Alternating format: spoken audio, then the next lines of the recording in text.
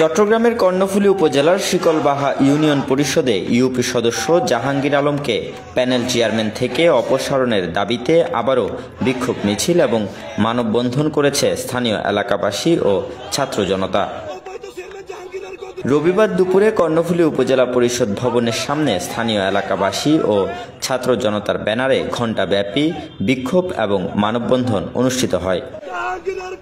সংক্ষিপ্ত এ সমাবেশে বক্তব্য দেন চট্টগ্রাম দক্ষিণ জেলা ছাত্রদলের সদস্য সচিব কামরুদ্দিন সবুজ, কর্ণফুলী উপজেলা কৃষক দলের সদস্য সচিব বাহারুল বাহার, উপজেলা যুবদলের যুগ্ম আহ্বায়ক মোহাম্মদ ইকবাল বাহার সহ স্থানীয়রা। বৈষম্যের বিরুদ্ধে আন্দোলন করেছি। বিএনপিকে তো রাখা দূরের কথা, নুরুল ইসলামকে তো রাখা দূরের কথা, সেখানে যারা প্যানেল করেছিল এই প্যানেলটা ছিল সম্পূর্ণরূপে আওয়ামী লীগের প্যানেল।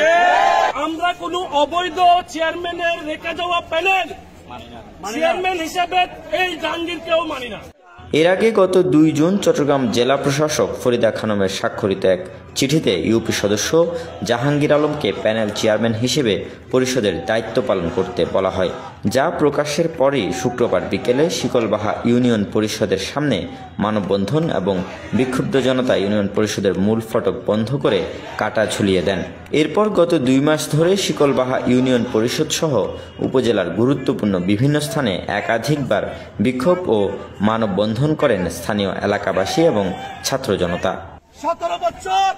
কর্ণফুলী প্রতিনিধি আকরাম হোসেন রানার পাঠানো তথ্যচিত্রে ডেস্ক রিপোর্ট, নিউজ নাও 24।